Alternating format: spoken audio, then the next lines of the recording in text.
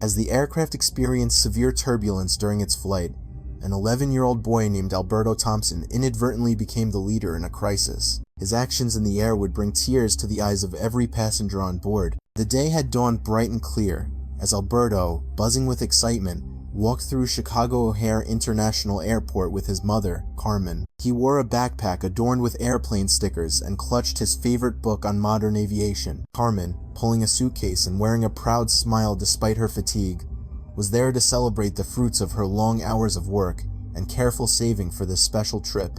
In the departure lounge, Alberto's enthusiasm was infectious.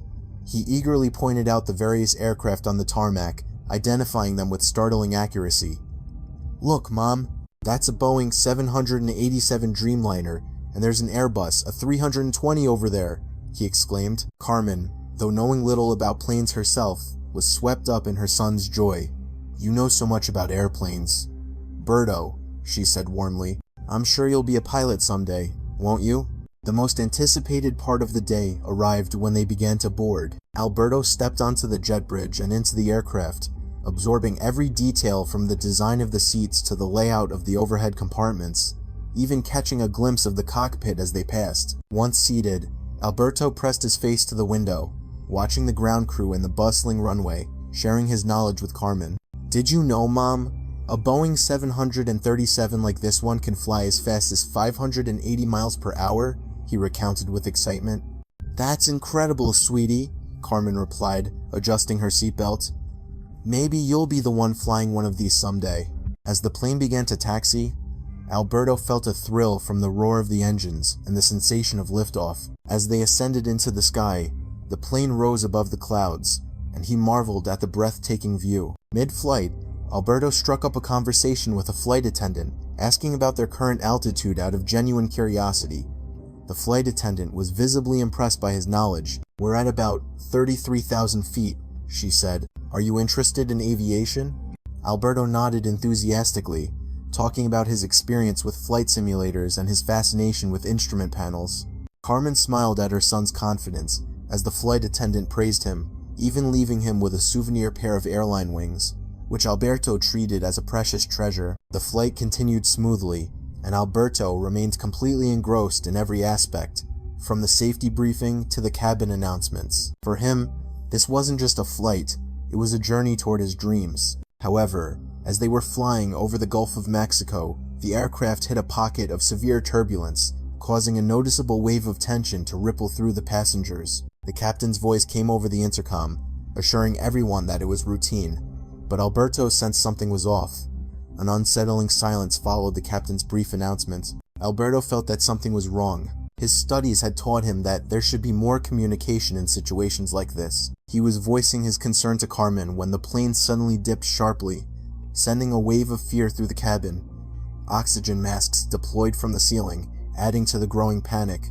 Trying to remain calm, Alberto and Carmen braced themselves for an uncertain situation. As a flight attendant moved through the aisle, her own nervousness was poorly concealed behind her attempts to reassure the passengers. Gripped by a mixture of fear and determination, Alberto faced the worsening situation. Though a knot of anxiety tightened in his throat and he was normally quiet, he called out to the passing flight attendant with a hesitant voice. "Ma'am, please, what's happening in the cockpit?" "I think there's a serious problem." The flight attendant stopped, her expression strained. "Everything is under control," she began to assure him, but Alberto, propelled by a sense of urgency, cut her off. "It's not under control. If it were, the pilots would be communicating with us. I've read about these procedures." "Something is wrong, I'm sure of it," he insisted bravely. The flight attendant, clearly rattled, glanced quickly toward the cockpit. She tried to maintain her professional demeanor. "We are not permitted to open the cockpit door without special authorization." Alberto looked her straight in the eye, his voice firm despite his fear. "If they're incapacitated, no one is flying the plane. We have to check. I can help. Please." Carmen, hearing the gravity in her son's voice, tried to intervene, her tone filled with alarm. "Alberto, you're just a boy. This isn't your responsibility." Their exchange was abruptly cut short by another violent lurch of the aircraft. Screams echoed through the cabin, and then alarms began to blare from the cockpit, demanding immediate action. Spurred by dire necessity, The flight attendant quickly punched in the emergency code. The cockpit door swung open, revealing a horrifying scene. Both pilots were unresponsive, slumped over the controls, their oxygen masks hanging loosely. The cockpit was a chaotic mess of flashing warning lights, and the piercing sound of alarms filled the air. The plane was clearly in a dangerous descent. The flight attendant gasped, covering her mouth in shock. "Oh my God, they're not responsive," she whispered faintly. Alberto moved closer, his mother's hand on his arm trying to hold him back. "I knew something was wrong," he said. "The alarms, the autopilot isn't engaged." The flight attendant scrambled for the emergency button to alert ground control, but she struggled with the radio, which was affected by the storm. "We don't have time to wait," Alberto insisted, his voice steady. "I know the basic controls. Let me try to stabilize the plane." Doubtful but desperate, the attendant asked, "Are you sure you know what you're doing?" Alberto took a deep breath to steady himself. "I'm not a pilot, but I can read the instruments and manage the autopilot. It's our only chance until we can get guidance from air traffic control." After a heavy pause, the flight attendant nodded. "Okay, let's try. I'm right here with you." Carmen, terrified but understanding the severity of the situation, allowed her son to proceed, tears filling her eyes as she watched him approach the cockpit. Her shy little boy was now preparing to face an unimaginable challenge. Inside the cockpit, Alberto confronted the daunting array of flashing lights and loud alarms. He sat in the co-pilot's seat, his heart hammering against his ribs as he scanned the chaotic dashboard. The plane's dangerous descent continued, and every second was critical. With the flight attendant's help, he managed to establish a faint connection with air traffic control. A calm voice crackled through the static. "This is Miami Air Traffic Control. Identify yourself and state your situation." Alberto's voice trembled as he replied, "My name is Alberto Thompson. I'm a passenger. Both pilots are unresponsive, and we are in a rapid descent. I need help." After a tense moment, the controller responded, "Understood, Alberto. We are here to help you. Stay calm and follow my instructions. You can do this." Alberto steeled himself, knowing he had no choice but to take control. As he followed the controller's instructions to stabilize the aircraft, the flight attendant spoke to the passengers. Her voice was a beacon of calm in the chaos. "Ladies and gentlemen, please remain in your seats with your seatbelts fastened. We are managing the situation and working to stabilize the aircraft." Her announcement provided a sliver of reassurance amid the turmoil. Alberto then turned his attention to correcting the altitude and speed, carefully adjusting the controls as instructed by air traffic control. His movements were precise despite the adrenaline and fear. He quickly noticed the airspeed was too high and adjusted the throttle levers, slowly reducing engine power. A new alert indicated a pressurization problem, which Alberto addressed by engaging the automatic system. His focus was unwavering as he navigated the challenges. The flight attendant continued to check on the passengers, ensuring their safety and following Alberto's instructions to verify the function of the oxygen masks. The combined efforts of Alberto and the flight crew were slowly bringing the situation under control. Each passing moment was a test of the boy's unexpected courage and resolve. The stewardess nodded in response and quickly left, giving Alberto a moment to focus on managing the plane. Beads of sweat trickled down his forehead as the air traffic controller's steady voice came through his headset. "Alberto, you're handling this incredibly well. Let's engage the autopilot now to stabilize the aircraft while we prepare for landing." Alberto followed the instructions carefully, successfully engaging the autopilot, a feat he hadn't managed since the emergency began. The plane was now flying level. He allowed himself a fleeting moment of relief, looking around the cockpit and truly understanding the magnitude of his situation.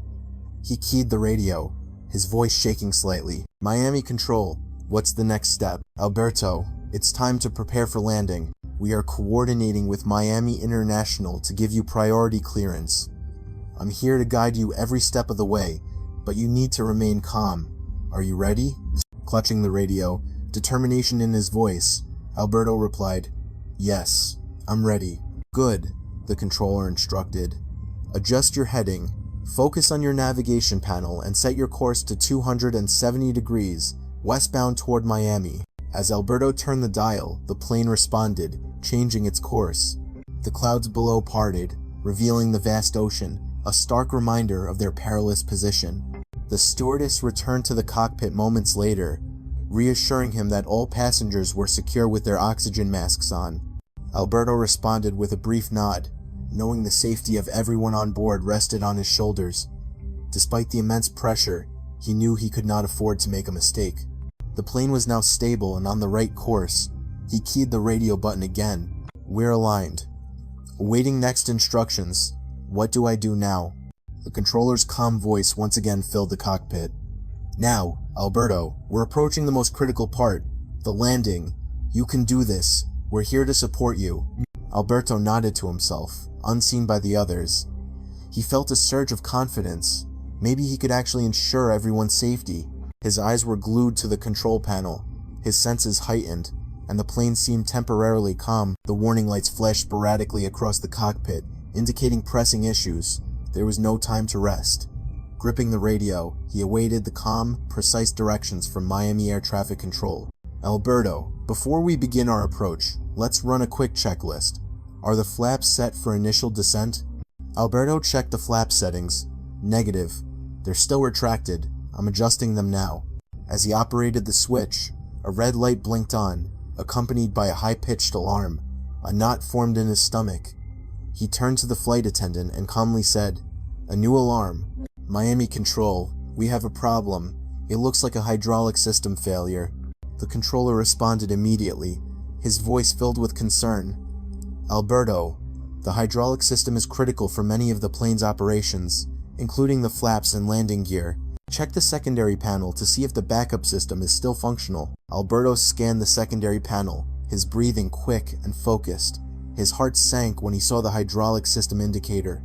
"The primary system is losing pressure. It's about to fail." The controller's tone grew more urgent. "Understood. We need to switch to the manual backup system. It's not ideal, but it will give us a chance. I'll walk you through it. Are you ready?"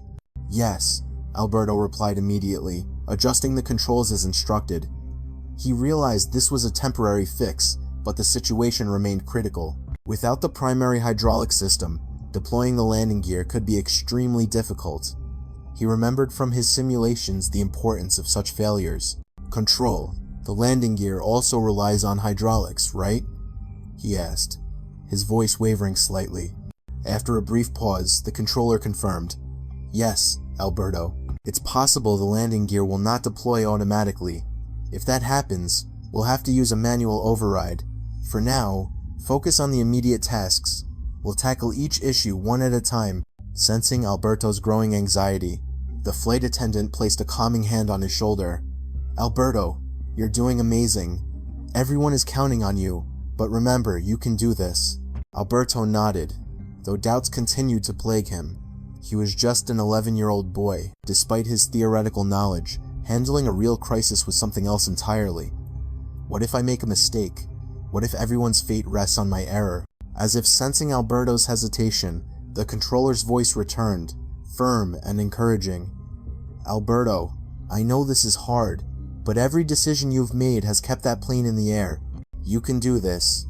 Just follow my instructions, one step at a time."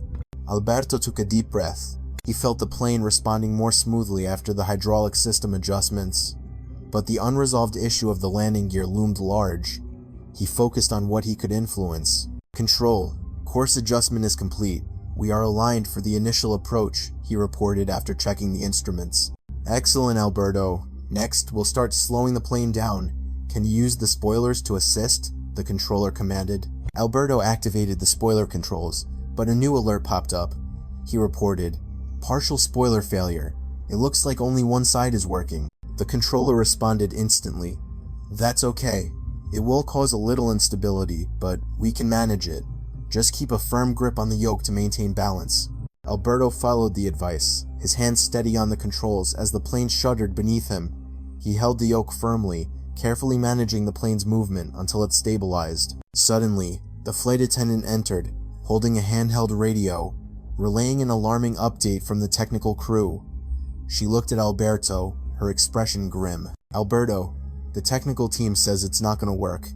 The landing gear will not deploy." The situation he had dreaded most was now a reality. A belly landing was a dangerous prospect. With trembling hands, he relayed the situation to Miami Control. After a few tense moments, the controller's voice returned. "Alberto, We need to use the manual emergency system to lower the landing gear. Look to your left, below the panel. You'll need to turn a crank several times to force it down. It's going to require a lot of strength, but it will work." Alberto located the lever and began to turn it with all his might. The mechanism creaked in protest. Sweat poured down his forehead as he continued the strenuous task. When his arms began to ache, he didn't stop. The flight attendant joined him, and together they gripped the lever. Finally, they heard a metallic click echo through the cabin, and a green light on the panel signaled the successful deployment of the landing gear. "Panting," Alberto reported. "Control, landing gear is deployed. We have a green light." A voice full of relief responded. "Excellent work, son. Now, let's focus on the landing. You're almost there. Just a few more steps." Alberto closed his eyes for a moment, took a deep breath, and gathered his strength for the next daunting task, safely landing the massive aircraft. The cockpit was thick with tension as he sat in the co-pilot's seat, gripping the yoke, his eyes locked on the instrument panel. The sky outside was now shrouded in thick clouds, reducing visibility to almost zero. The calm, swift, yet steady tone of the air traffic controller from Miami came over the radio. "Alberto, we are just minutes from the runway. The weather is difficult, but the airport's approach systems will help guide us in. We're going to align this together." Alberto nodded, adjusting the controls according to what he had learned in his simulators. His hands were cold and clammy, but he kept them steady. He knew that every person on the plane was counting on him, even if they couldn't see him. The flight attendant re-entered the cockpit, her face serious but determined. "Alberto, it's quiet back there. A lot of people are praying. They have faith in you." Alberto swallowed hard, drawing strength from their belief. "They have faith in me," he repeated to himself, feeling the immense weight of responsibility. He looked back at the radio. "Control, I can't see the runway. The nav system is guiding me, but the wind is strong, and the plane is shaking hard." "Understood, Alberto. We are adjusting the approach signals to keep you aligned with the runway. Remember, trust your instruments and follow our directions." A powerful gust of wind shook the plane, causing it to lurch violently. Alberto tightened his grip on the yoke, focusing intently on maintaining control as the artificial horizon flickered. "Control, the wind is pushing us off course to the left. What should I do?" he asked, his voice strained with exertion. "Apply light corrections with the yoke. Use the rudder pedals to stay balanced and adjust gradually," the controller ordered. Alberto carefully followed each instruction, adjusting the plane's course. He knew the runway was close, though it was hidden by the thick clouds. The radio continued to provide detailed guidance. "Alberto, you are nearing the runway. In a few seconds, you should have visual contact. Reduce your speed to 155 knots and set flaps to 30 degrees for additional lift." He complied, reducing the throttle and adjusting the flaps. A new warning light blinked on the panel, but Alberto pushed it from his mind, focusing on the essential controls. Suddenly, the clouds broke, revealing the brightly lit runway ahead. His heart leaped. The runway was much closer than he expected. "Control, I have visual on the runway," he shouted, his voice a mix of relief and terror. "Excellent, Alberto. Now, line it up. Keep the nose slightly up. Ease back on the speed as you approach the ground.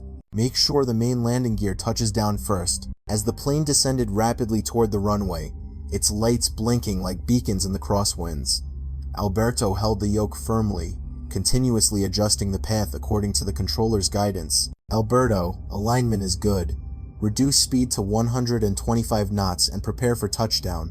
The plane was descending fast. The final moments stretched on. Alberto maintained his composure, adjusting the yoke as instructed. Then, the main landing gear hit the runway with a loud thud that jolted the entire plane. He feared he had made a mistake, but the controller's voice quickly came back. "Fantastic, Alberto. Now, slow it down. Use the thrust reversers." He activated the reversers, and the roar of the engines filled the air as the plane decelerated down the runway. Finally, the aircraft came to a stop. The cabin fell silent for a moment before erupting in cheers and applause. Tears flowed from passengers and crew alike. Alberto let go of the yoke, his hands trembling from adrenaline. The flight attendant placed a comforting hand on his shoulder. "You did it, Alberto. You saved everyone." The controller's voice came over the radio one last time. "Alberto, the entire airport is celebrating. You're a hero." Alberto didn't reply immediately. He just stared at the quiet runway ahead, his mind reeling from the events that had just unfolded. Here he was, an 11-year-old boy who had just done the impossible. The plane stood still on the tarmac, surrounded by emergency vehicles with flashing lights. The doors opened, and firefighters and paramedics helped the passengers deplane. Cheers from the airport staff and rescue teams filled the air, celebrating the young hero. But despite the physical and emotional exhaustion, Alberto remained in the cockpit, his eyes still fixed on the controls, as if he needed to keep them steady. The flight attendant knelt beside him, her hand resting gently on his shoulder. "Alberto, it's over. Everyone is safe. You were brilliant." Alberto looked at her, his eyes glistening with unshed tears. He finally let go of the yoke, his fingers numb from his tight grip. I didn't want anything bad to happen to anyone, especially my mom. Carmen, Alberto's mother, was one of the first off the plane. Upon seeing Alberto, she ran to him, embracing him tightly, tears of relief streaming down her face. "My son, my hero. I was so scared, but I knew you could do it. You are so brave." Alberto hugged her back, feeling as though he were still caught in an unbelievable dream. His achievement seemed beyond impossible. As they walked down the stairs, the applause grew louder. Firefighters, paramedics, other pilots, and even passengers from other flights had gathered to honor the boy who had saved so many lives. Alberto's cheeks turned red with embarrassment as he shyly accepted their praise. He had always avoided the spotlight, and now, more than ever, he just wanted to be invisible. But that seemed impossible. Reporters began pushing microphones and cameras toward him, firing off questions. "How did you manage to control the plane? What were you thinking during the landing? Do you want to be a pilot when you grow up?" Overwhelmed and unsure how to answer, Alberto looked to Carmen. Seeing her son's discomfort, she stepped forward. "Please, he's just a child. Right now, all we want is to rest and be thankful that we're alive." The crowd respected her request and made way for them to leave. It was then that Alberto noticed the air traffic controller who had guided him through the ordeal, standing with the paramedics. The controller approached, his face full of admiration. "You were amazing, kid. I'll tell you, there are seasoned pilots who couldn't have done what you did." Alberto shook his head, his humility shining through. "I just did what I had to do. I'm not a real pilot, I love airplanes." "That was more than enough, Alberto. Many people are alive because of what you did. Never doubt that," the controller said, giving him a congratulatory pat on the shoulder. In the days that followed, Alberto's story became a global sensation. Media outlets worldwide ran reports about the boy pilot. Despite the sudden fame, Alberto shied away from the spotlight, preferring to spend quiet time with his mother. In gratitude for his bravery, the airline offered Alberto and Carmen free flights for life. At a special ceremony, they presented Alberto with a detailed model of the plane he had flown. The inscription read, "To our young hero, who showed us the sky is not the limit." As Alberto accepted the gift, he offered a shy smile. While he appreciated the recognition, what mattered most was the confirmation of his own capabilities. The experience, though terrifying, had only deepened his love for aviation. He became even more determined in his studies, spending hours in simulators, reading aviation manuals, and eagerly listening to any pilots willing to offer advice. One evening, looking out at the dark sky from his bedroom window, Alberto said quietly to himself, "Someday, I'm going to fly a real plane, and it won't be an emergency. It will be my job, my life." Carmen, hearing him, smiled and joined him at the window. "You've already proven you can, Alberto," she said softly. What happened was just the beginning. Alberto turned back to the window, feeling a newfound confidence. He knew that his true journey, the journey to becoming a pilot, was just taking off.